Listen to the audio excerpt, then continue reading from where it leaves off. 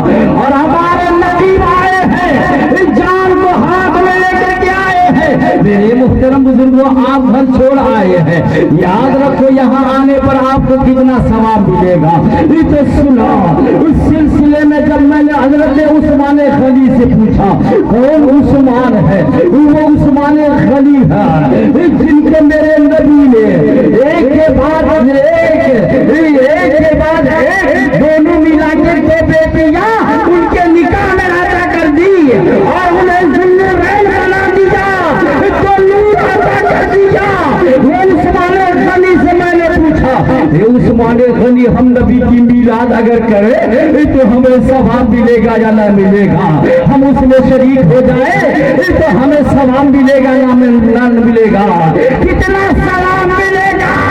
तो हजरत उस्मान गनी फरमाते हैं, आला उस्मान इब्ने अफ़्फ़ान रज़ियल्लाहु तआला अन्हु मन अनफक़ा दिरहमन अला मौलूदिन नबी सल्लल्लाहु तआला अलैहि वसल्लम फरमाते हैं, हामिद रजा पूछते हो कि नबी की मीलाद करे या ना करे, नबी की मीलाद में आए या ना आए, उसमें शिरकत करे या ना करे, उसमें रुपया खर्च करे या ना करे, अगर खर्च करेंगे तो कितना सवाब मिलेगा? तो उमर हजरत उस्मान इब्ने अफ़्फ़ान फरमाते हैं, जिसने नबी की मीलाद पर एक दिरहम खर्च किया, अल्लाह उनको ये सवाब अता करता है। जिस तरह से ग़ज़वे बद्र में सहाबा ने शिरकत की थी, अल्लाह ने उन्हें सवाब अता किया था। जिस तरह से सहाबा ने ग़ज़वे हुनैन में शिरकत की थी, तो उसकी शिरकत करने पर अल्लाह ने जो सवाब उन्हें अता किया था, उस्मान इब्ने अफ़्फ़ान फरमाते हैं, जो नबी की मीलाद में है और उसमें रुपए खर्च करता है, अल्लाह उन्हें इतना सवाब अता करता है। आया कहा, हुजूर मेरी पान की दुकान नहीं छोड़ती, तो नहीं चलती, कहा क्या चाहिए? तावीज़। अच्छा ये तावीज़? तो मेरे इमाम ने कुछ नहीं लिखा था, कोई आयत नहीं, बल्कि ये लिखा था कागज पे, हज़रत लोगों आओ पान खाओ, लोगों आओ पान खाओ। मैं आपको अपने इमाम की ज़बान बताना चाहता हूँ, अल्लाह ने मेरे इमाम की ज़बान को कितना कबूल फरमाया। और हजरत आमना बयान करती है, नबी की माँ बयान करती है कि मेरा बेटा जब मेरी गोद में आया तो मैंने क्या देखा कि मुस्तफा ने बाद में फरमाया कि अल्लाह ने मेरी पैदाइश के सदक़े में पूरी रूए ज़मीन को मुसल्ला बना दिया, मुसल्ला बना दिया। तो आमना बयान करती है, जब मेरा बेटा गोद में आया तो देखा कि मेरा बेटा मेरी गोद से हटा और सजदे में चला गया, सजदे में चला गया, इस सजदे में पहुंच गया। मैंने बेटे को जब सजदे में देखा तो फिर मेरी आंखें देखने लगी कि मेरे बेटे की होठ हिल रहे हैं, मुंह हिल रहा है। तो मैंने अपनी समाअत को करीब किया। आमिना बयान करती है कि नबी यही कह रहे थे कि रब हबली उम्मती, रब हबली उम्मती, रब हबली उम्मती। तभी तो हम लोग कहते हैं रब हबली उम्मती, कहते हुए पैदा हुए रब ने फरमाया के बख्शा सलातो व सलाम शहंशाह मदीना सलातो व सलाम। मेरे मोहतरम बुजुर्गों, आमना ने ये कहा कि मेरा बेटा जब आया तो रब हबली उम्मती कह रहा था। आमना कहती है मेरा ज़हन कहता है जो बच्चा पैदा होता है वो तो सिर्फ रोता है, अगर जो बच्चा पैदा हुआ रोए ना तो दादी अगर वहाँ करीब होती है तो उसे थपथपाना शुरू करती है, उसे मारना शुरू करती है, रुलाना चाहती है इस डर से कि अगर नहीं रोएगा तो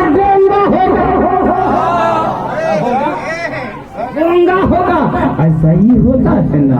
देखो हजरत आमिना कहती है कि मेरा बेटा रोता हुआ नहीं पैदा हुआ तो रब्बे हबली उम्मती कहता हुआ पैदा हुआ, फसी जबान में कहता हुआ नजर आया।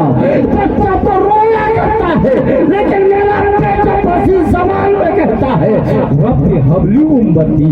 जो बच्चा पैदा होता है वो बोलता नहीं है, वो रोता है, लेकिन मेरा बेटा बोल कैसे रहा है। मेरे मुहतरम बुजुर्गों, बात समझ में नहीं आ रही। किसी ने पूछा बच्चा बोलता नहीं है, कुछ दिन गुजर जाते हैं, बोलने की सलाहियत होती है तब बोलता है, तब पढ़ा करता है। तुम्हारा नबी कैसे बोला, बात समझ में नहीं आई। कहा समझ में नहीं आई, कुरान खोलो, मैं समझाना चाहता हूँ। हजरत मरियम की जात को तुमने सुना है? कहा हाँ सुना है। किनकी माँ है? हजरत ईसा रूहुल्लाह की माँ है, उन्हीं की माँ है ना। तुम कहते हो कि बच्चा आता है तो सिर्फ रोता है, वो बोल नहीं सकता है। आओ मैं तुमको समझाना चाहता हूँ। मेरा नबी आया है, रब्बी हबली उम्मती कहते हुए आया है, उसी ज़बान में अपनी उम्मत को याद किया है।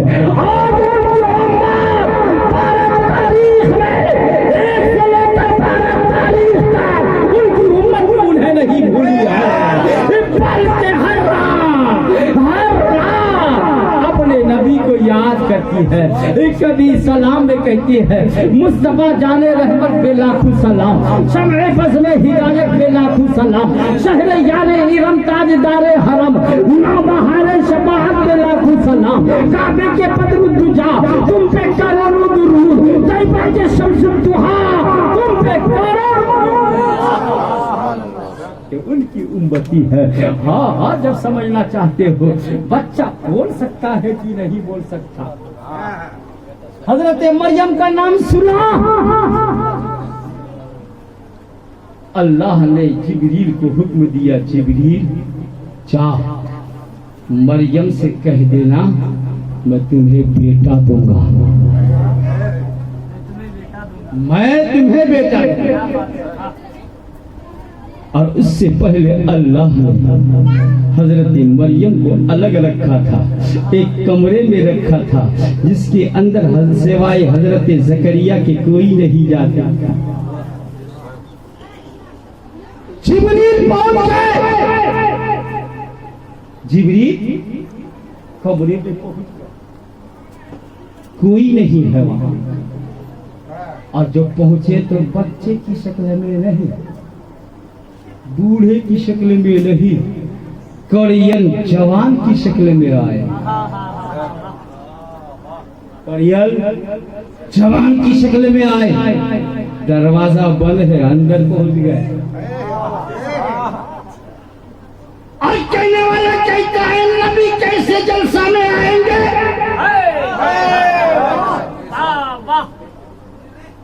मिलाद में कैसे आएंगे?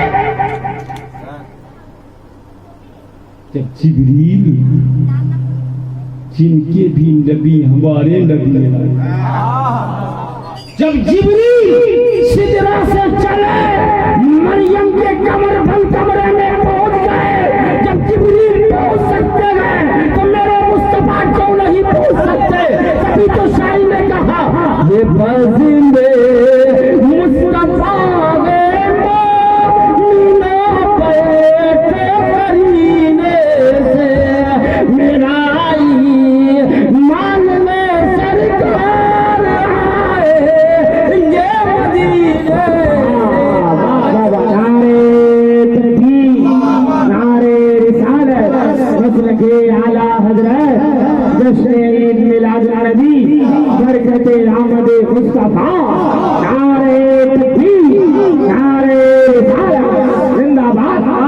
जिब्रील पहुंच गए। मरियम देख के परेशान, कौन है? इस कमरे में किसी को आने की इजाजत नहीं है, कैसे आ गया? कहा जिस रब की तू इबादत करती है ना, उसी रब ने मुझे भेजा। कहा किस लिए भेजा है? कहा इसलिए भेजा है कि मैं तुझे एक बेटा दूंगा। मरियम ने कहा ए नौजवान चला जा, मुझे नहीं मालूम मैं मरियम हो, एक वली की बेटी हो। एक रिवायत के अंदर वली है उनके आपा। अरे किसी नौजवान ने मुझे छुआ नहीं, मेरा निकाह हुआ नहीं, तू कैसे मुझे औलाद अता करेगा, कैसे बेटा देगा, कैसे बेटा देगा, चला जा वापस चला जा। कहा नहीं मैं तुझे बेटा दे दूंगा, जो खुदा तुम्हें बगैर मौसम के फल इस कमरे में दे सकता है, तो बगैर शादी के तुझे बेटा भी दे सकता है, औलाद भी दे सकता है। कहा मरियम दामन फैला, मरियम ने दामन फैलाया, उन्होंने फूंक मारा। फूंक मारना था कि आप हामिला हो गए, आप हामिला हो गए।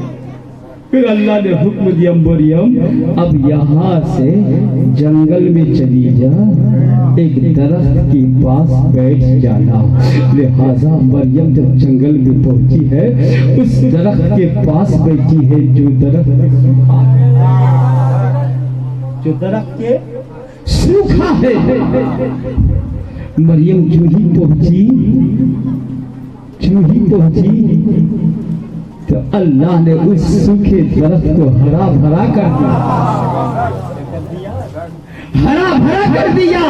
यही तक नहीं, बल्कि उसमें नखले आ गए, फल आ गए, पक भी गए, औलाद पैदा हुई वही। और उसके बाद आपने उस तरह से जिंदगी गुजारी, बेटे को गोद में लेकर जब आबादी में आई तो आबादी के लोगों ने कहा अरे मरियम तेरी शादी नहीं हुई, अरे मरियम अरे तेरा बाप तो सच्चा था, अरे मरियम तेरी माँ तो ले गई, अरे ये बेटा तू कहाँ से ले आई, बेटा कहाँ से लाई, किसका लाई, तेरी तो शादी भी ना हुई। इमरान तेरा बाप बड़ा सच्चा अल्लाह का वली गुजरा, ये बेटा कहाँ से लाई। लोगों ने सवाल किया तो रब ने फरमाया मरियम घबराना नहीं, परेशान होना नहीं। जब ये सवाल का जवाब मांगे ये तो क्यों तुम्हें कहना नहीं है, बल्कि तुम्हें इशारा करना है बेटी की तरह। बेटे ही से पूछ ले तू कहाँ से आया है, तू कौन है, क्या लेके आया है, अल्लाह ने क्या बना के भेजा है, क्या बना के भेजा है। जो ही इशारा किया मरियम ने बेटा की तरफ, लोगों से कहा मैं नहीं बोलूंगी, इनसे पूछो, मैं नहीं बोलूंगी, इनसे पूछो कहाँ से आया है, कौन है, कौन है। कहा मरियम 2 दिन का बच्चा नहीं बोलता, पैदा होने के बाद बच्चा बोलता नहीं, रोता है। माँ उसकी रोने को पहचानती है, समझ जाती है इसलिए रोना दूध मांगना है, तो सीने से करीब करती है और उसे दूध से सैराब करती है। ये बच्चा बोलता नहीं, ये तो रोता है। कहा पूछो तो सही, इशारा किया पूछो, मैं नहीं बोलूं। तो एक आदमी आगे बढ़ा और कहा बोलो बच्चा तू कौन है, क्या लेके आया है, क्या पढ़ के आया है। तो सुनो कुरान बोलता है, कुरान कहता है उस वक्त फसी ज़बान में, बड़ी ज़बान में हजरत ईसा अलैहिस्सलाम ने उस उम्र में फरमाया था जिस उम्र में बच्चा बोला नहीं करता, फसी ज़बान में कहा था इन्ने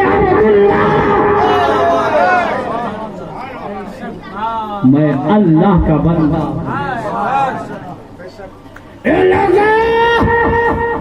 मेरी बात को लान तान कहने वालों, जबान रोक लो। पूछता है कि तू कौन है? तो सुनो, मैं अल्लाह का बंदा हूँ। आतिल किताब, अल्लाह ने मुझे किताब अता की है। अल्लाह ने मुझे किताब अता की है। वजअलनी नबिय्या, और सुनो, सिर्फ किताब नहीं, नबी भी बनाया, नबी भी बनाया। अब्दुल्ला हूँ, अल्लाह का बंदा हूँ। अल्लाह ने मुझे किताब अता किया। कौन सी किताब दिया था? यानी वही इंजील शरीफ दिया था। कहा ईसा अलैहिस्सलाम ने, अल्लाह ने मुझे नबी बना के भेजा। क्या? नबी बना के भेजा है, नबी बना के भेजा है। सुनो सुनो, अब बात समझ में आ गई। जब हजरत ईसा रूहुल्लाह, जिनका जिनके भी नबी हमारे नबी है, जब वो बचपन में बोल सकते हैं, वो कह सकते हैं कि मैं अल्लाह का बंदा हूँ, मुझे अल्लाह ने किताब दिया है, अल्लाह ने मुझे नबी बना के भेजा है, तो मेरे नबी तो नबी के नबी है, रसूल के रसूल है, सरदार के सरदार है, मेरे आका तो मुख्तार है। अल्लाह ने उन्हें मुख्तार बना के भेजा है, तो फिर मेरे नबी क्यों न सजदे में जाए और कहे रब्बी हबली उम्मती, रब्बी हबली उम्मती, रब्बी हबली उम्मती, और हम उम्मती कहे रब्बी हबली उम्मती कहते हुए पैदा हुए। रब ने फरमाया कि बख्शा अस्सलातु वस्सलाम, है ना? कभी की शान बुलाया कर। अब मुस्तफा